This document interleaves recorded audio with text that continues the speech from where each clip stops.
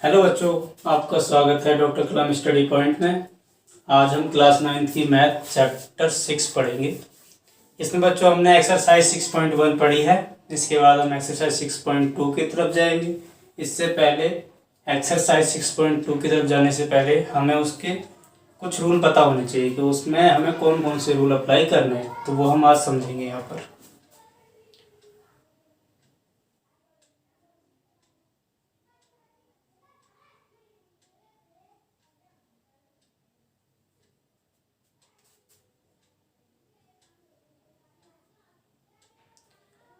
बच्चों, ये दो लाइन है ए बी और सी डी। ये दोनों समांतर है। समांतर का साइन इंग्लिश में इसको पैरेलल बोलते हैं। तो ए बी समांतर सी डी, ये साइन होता है इसका समांतर का। समानांतर का मतलब क्या होता है? समांतर का मतलब होता है बच्चों समान अंतर से चलने वाली दो रेखाएं। ये दो भी हो सकती हैं, तीन भी हो सकती हैं, चार भी हो सकती है, लेकिन समान अंतर से चलेंगी। समान अंतर से मतलब अगर हम इनके बीच की दूरी जो गैप है वो मेज़र करें, सपोज करो इनके बीच की गैप 10 मीटर है या 10 सेंटीमीटर है। ठीक है बच्चों, इनके जो बीच का गैप 10 सेंटीमीटर है, तो इनको कहीं से भी मेज़र करोगे 10 सेंटीमीटर ही आएगा। ठीक है, तो स्टार्टिंग पॉइंट से लेके एंड पॉइंट तक इनके बीच का गैप हमेशा बराबर रहता है, इसीलिए इनको बोलते हैं समांतर रेखाएं। ये एक तिर्यक रेखा है जो काट रही है इन दो समांतर लाइन को। मान लो ये लाइन पी क्यू है, तो ये बच्चों कुछ एंगल्स बना रही है। आप देखोगे एक एंगल ये बना रही है, एक ये बना रही है, ये बना रही है। इसी तरह इसमें भी ये 4 एंगल बना रही है। इनके नाम दे देते हैं 1 2 3 4 5 6 7 8। बच्चों, तो ये दो लाइनें समांतर है, जैसे मैंने अभी आपको बताया समांतर कैसे हैं और समांतर होती क्या है। तो जब दो लाइनें समांतर होती हैं तो उसकी कुछ प्रॉपर्टी आती है। पहली प्रॉपर्टी कि दो लाइन जब समांतर हैं तो उनके अंदर, अंदर मतलब नीचे की तरफ डाउनवर्ड, ये अंदर, ये अंदर, इनके अंदर जो कोण हैं वो बराबर होते हैं। कैसे बराबर होते हैं? इसमें पहला जो है अंत्य का अंतर कोण है।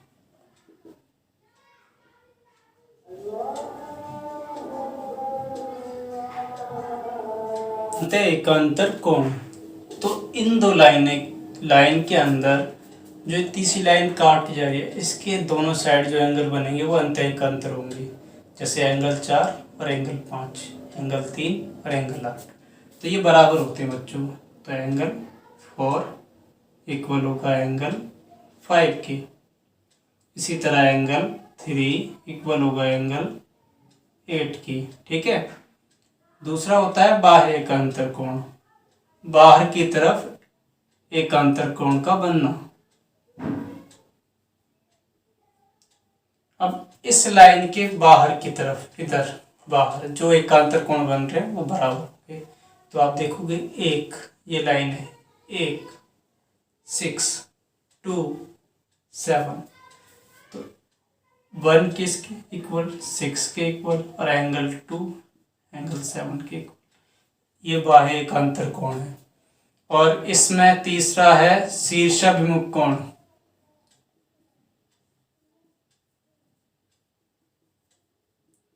Vertically opposite angle. शीर्षाभिमुख कोण आप जानते हैं कि जब दो लाइनें एक दूसरे को किसी एक पॉइंट पर इंटरसेक्ट करती है तो सामने बनने वाले एंगल शीर्षाभिमुख कोण कहलाते हैं। अब देखें, अगर ये लाइन और ये लाइन लेते हैं तो ये दोनों एक दूसरे को इस पॉइंट पे इंटरसेक्ट कर रही हैं, तो इनके शीर्षाभिमुख कोण बराबर होंगे, यानी 1 बराबर 3 और 2 बराबर 4 के। Angle 1 equal to angle 3, angle 2 equal to angle 4। इसी तरह से इसमें angle 5 equal to angle 7, angle 8 equal to angle 6। ठीक है बच्चों। फिर इसमें आ गई इसमें आगे संगत कोण होते हैं, करस्पॉन्डिंग एंगल्स, संगत कोण। संगत कोण भी बराबर होते हैं। संगत कोण कैसे होते हैं? जब दो लाइनें पैरेलल हैं, तीसरी लाइन काट रही है, तो ये वाले जो एंगल होते हैं इनको संगत कोण कहा जाता है। ये इसके संगत में, ये इसके संगत है, ये वाला इसके संगत है, नीचे वाला इस वाले के संगत है, ये वाला इसके संगत है, तो ये आपस में बराबर होते हैं। इसमें संगत कोण के एग्जाम्पल हैं angle 1 equal to angle 8, angle 4 equal to angle 7, angle 2 equal to angle 5 और एंगल 3 इक्वल एंगल 6। ये संगत कोण है। ठीक है बच्चों, इसके अंदर एक कॉन्सेप्ट और है, वो क्या है? वो ये है जिसको बोलते हैं तिर्यक रेखा के एक ही तरफ बने कोण समपूरक होते हैं। आप जानते हो समपूरक कोण का मतलब होता है कि जब दो एंगल का सम 180 डिग्री होता है। अगर दो एंगल का सम 180 डिग्री है तो समपूरक होते हैं। तो जो ये लाइन है ए बी और सी डी समांतर है, इनके अंदर की तरफ, अंदर में एक ही तरफ बनने वाले कोण, एक ही तरफ, चाहे वो अंदर में हो या बाहर में हो, एक ही तरफ बनेंगे, उनका सम 180 डिग्री होगा। इनको क्रमागत अंत्य कोण भी कहा जाता है, क्रमागत अंत्य कोण। ठीक है, तो इसमें हम एग्जांपल लेते हैं एंगल 3 प्लस एंगल 5, इनका सम 180 डिग्री होगा, दो समपूरक एंगल के इक्वल। एंगल 4 प्लस एंगल 8, इसका सम भी 180 डिग्री होगा। ठीक है बच्चों, इनको बोलते हैं क्रमागत अंत्य कोण। यानी दो लाइनें जब समांतर होती हैं और तीसरी लाइन को काट रहे हैं, तो अंदर की तरफ एक ही साइड में जो एंगल बनते हैं उनका सम 180 डिग्री होता है, वो दोनों समपूरक कोण होते हैं। इसके बाद इसमें रेखिकी गुण होता है। वो आपको पता है कि अगर रेखिकी गुण के बारे में आपको पता ही है, लीनियर पेयर एंगल, रेखिकी गुण कोण, कि जब एक लाइन सीधी स्ट्रेट हो, बिल्कुल स्ट्रेट होनी चाहिए, 180 डिग्री होनी चाहिए, तो उसका जो सम होता है वो 180 डिग्री ही होता है। अब इसमें जितने भी एंगल बनेंगे, कितने भी बने, उनका जोड़ 180 डिग्री होगा। ये एक्स वाई जेड तीनों का सम करेंगे 180 डिग्री होगा। एक्स वाई और जेड का सम करेंगे तो 180 डिग्री होगा, क्योंकि एक सीधी रेखा पर जितने भी कोण बनते हैं उनका सम 180 डिग्री होता है। इसी को बोलते हैं रेखिकी गुण कोण। तो बच्चों, ये हमारी कुछ प्रॉपर्टीज थी इसमें, अंतःएकांतर कोण, बाह्यएकांतर कोण, शीर्षाभिमुख कोण, संगत कोण, क्रमागत अंत्य कोण, रेखिक युग्म कोण। इसके अलावा एक त्रिभुज की भी प्रॉपर्टी होती है, वो मैं आपको बता देता हूँ।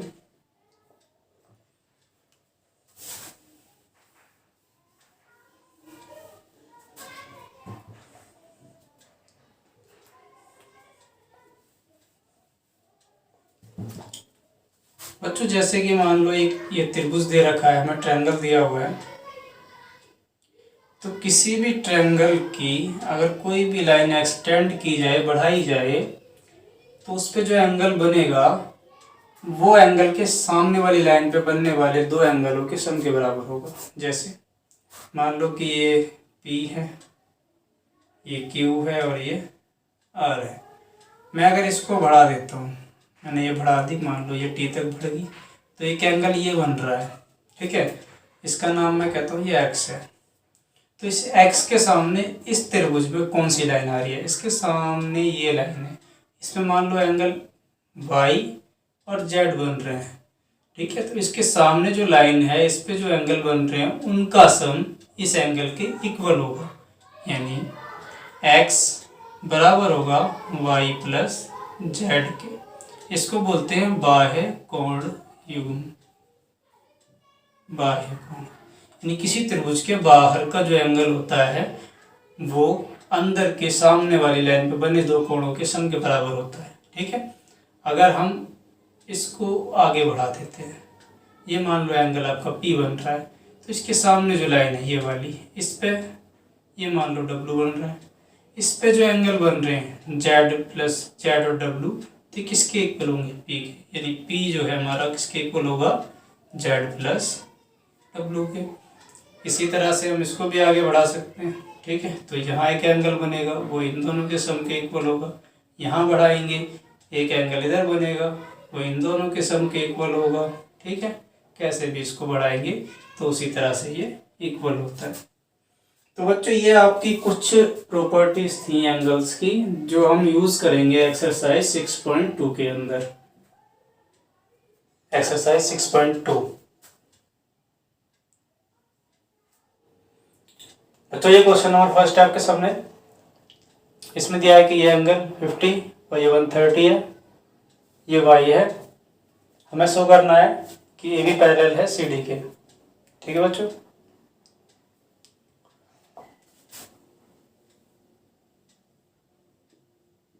ये हमारा 180 डिग्री होगा रीजन। ये एक सीधी लाइन पर बन रहे हैं, और अगर सीधी लाइन पे एंगल बनते हैं तो 180 डिग्री बनते हैं। रीजन रेखे के एवं कोण।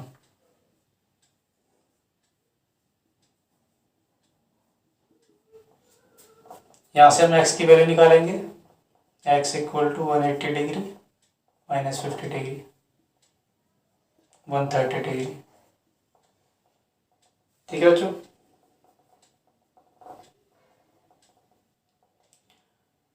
आप उधर देखोगे कि y इक्वल 130 डिग्री होगा रीजन शीर्षाभिमुख कोण।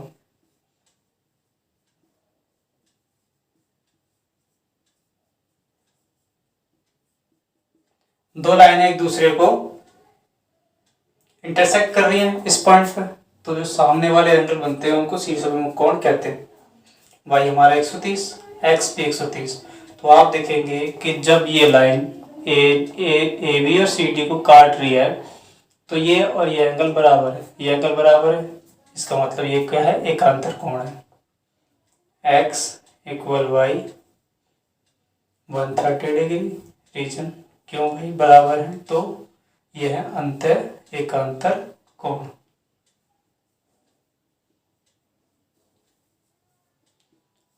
और अगर दो लाइनें अंतर एकांतर कोण बनाती हैं तो दोनों लाइन पैरेलल होती हैं, इसलिए A B parallel C D, ये हमारा पहला आंसर हो गया। बच्चों क्वेश्चन नंबर सेकंड, इसमें दिया है कि ए बी सी डी और ई एफ ये तीनों लाइन आपस में पैरेलल हैं, और y और z का जो रेशियो है वो 3:7 का है। हमसे x की वैल्यू पूछी है। बच्चों ये y इसके बराबर होगा, सपोज करो ये हमारा p है, तो y और p बराबर होंगे, क्यों, शीर्षाभिमुख कोण से। y equal to p।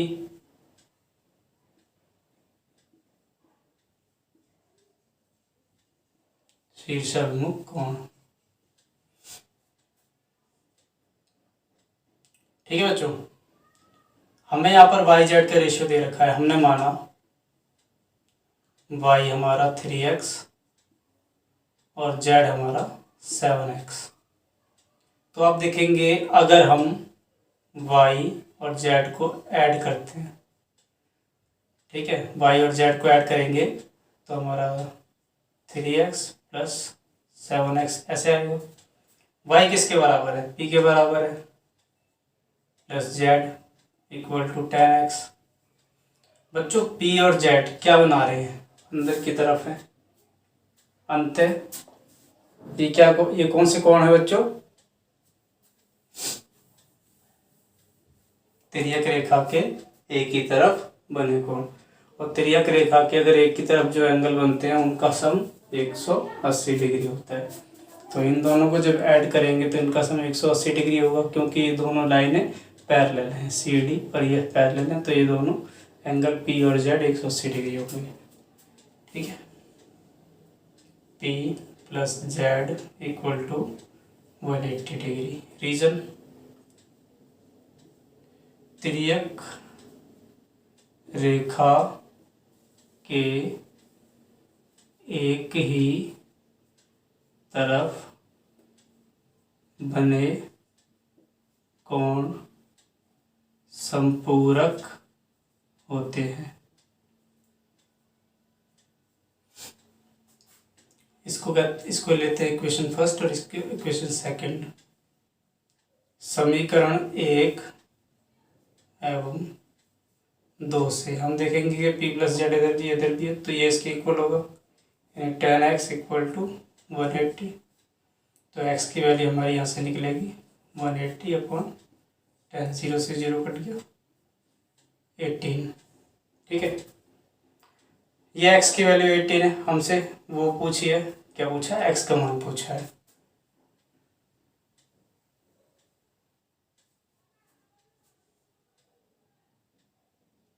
देखो बच्चों, x की वैल्यू 18 आ गई तो y 3x है, y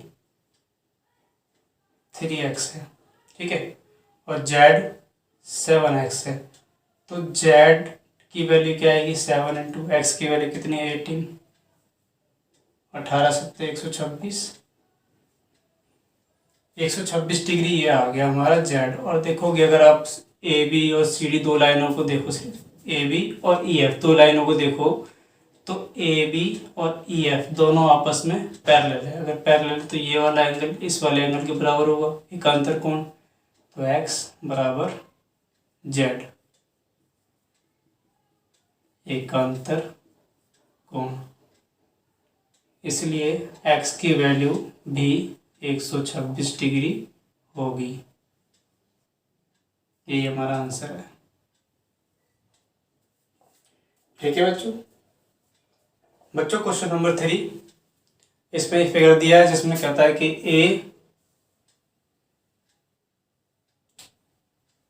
ए बी समांतर सी डी के है और ये ई एफ ये वाली लाइन सी डी पर परपेंडिकुलर है, तो ये 90 का होगा। ठीक है बच्चों, हमें जी ई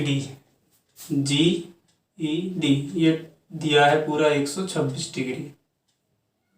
हमसे इसमें 3 वैल्यू पूछी है, एंगल ए जी ई ये वाली, जी ई एफ ये वाली, और एफ जी ई ये वाली। करते हैं बच्चों इसको। बच्चों आप देखोगे कि angle G E D 126 degree है, ये हमको दिया है। और ये कब निकलेगा जी ई डी, जब हम angle G E F plus angle F E D को ऐड करेंगे। G E F plus F E D कितना है, एफ ई डी हमारा इसमें 90 डिग्री है, बराबर 126। G E F equal 126 degree minus 90 degree, G E F equal to 36 degree. ठीक है, तो हमसे जी ई एफ पूछा था, ये हो गया हमारा एक आंसर। इसके बाद हमसे पूछा है ए जी ई। बच्चों अगर ये 90 है तो ये भी 90 होगा। ठीक है, ये 90 है तो ये भी 90 होगा। और आप देखेंगे कि ए बी सी डी के समांतर है, तो ये जो एंगल है ये वाला इस वाले एंगल के बराबर होगा, क्योंकि ये क्या बना रहा है, जेड बना रहा है। तो ये एकांतर कोण, ठीक है, जी ई डी के बराबर एंगल जी ई डी बराबर एंगल ए जी ई। क्यों, एकांतर कोण, अंत एकांतर कोण, ये अंत एकांतर कोण बना रहे हैं। जी ई डी हमें दिया है 126, तो एंगल ए जी ई ये भी हमारा 126 26 डिग्री होगा। एक आंसर ये होगा।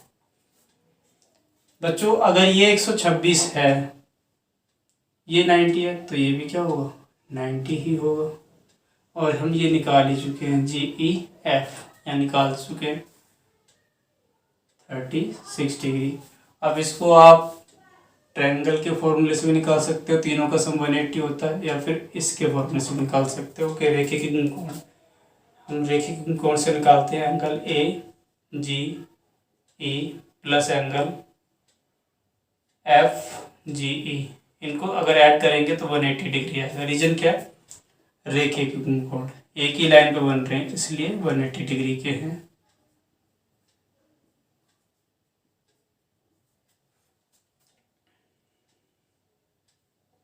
AG हम निकाल चुके हैं 126 डिग्री।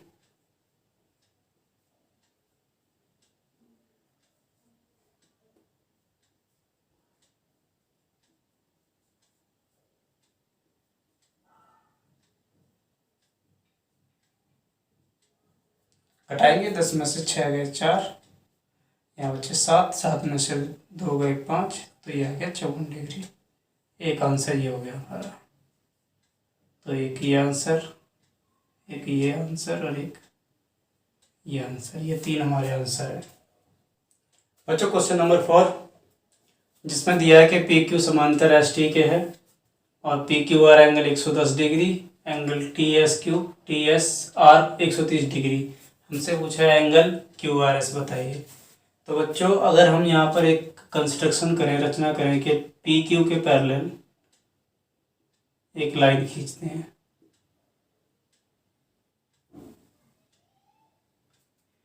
इसका नाम दे देते हैं MN।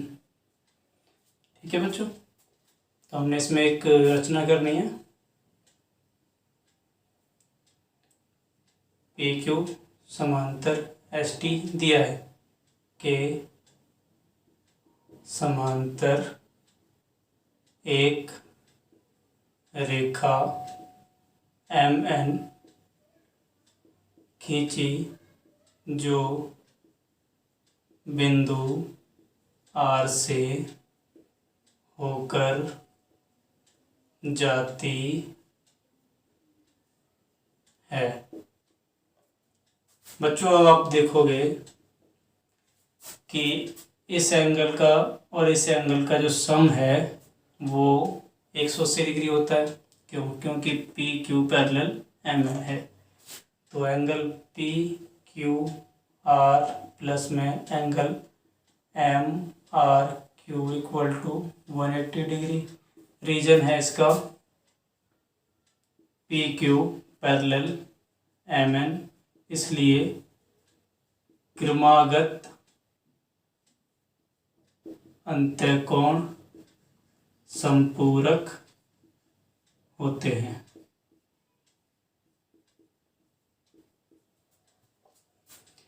PQR में दिया 110 डिग्री, एंगल MRQ ये हम निकालेंगे, angle MRQ equal to 180 degree minus 100 degree, angle MRQ घटाएंगे 70 डिग्री।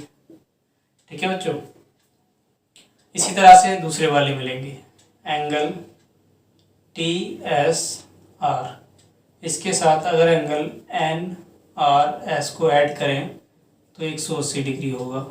रीजन सेम है कि इस बार ST समांतर है MN के और क्रमागत अंतःकोण बना रही है जो कि संपूरक होते हैं।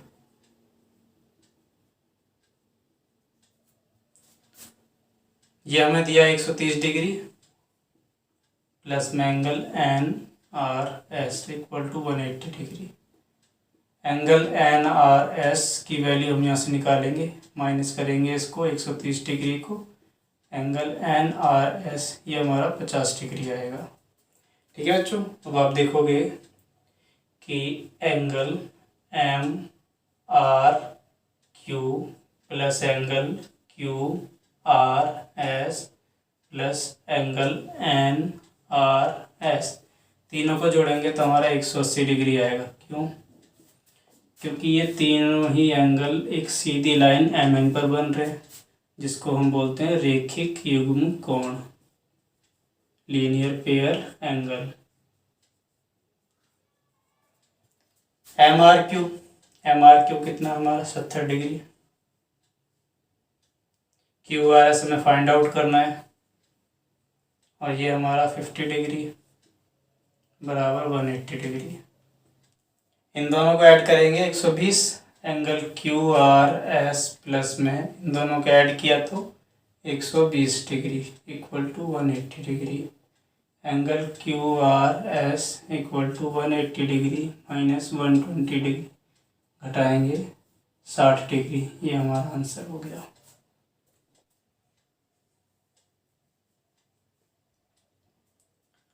बच्चों क्वेश्चन नंबर 5, जिसमें दिया है कि ए बी समांतर सी डी के और एंगल पी क्यू आर, जिसमें angle P R D 127 degree है और angle A P Q 50 degree है।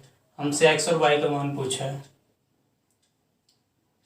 बच्चों जैसा कि आपको फिगर में दिख रहा है कि ए बी सी डी के समांतर है, तो आप देखेंगे ए P are, angle A P are ये वाला, ठीक है, और एंगल पी आर डी ये वाला, दोनों क्या बना रहे? एकांतर कोण बना रहे।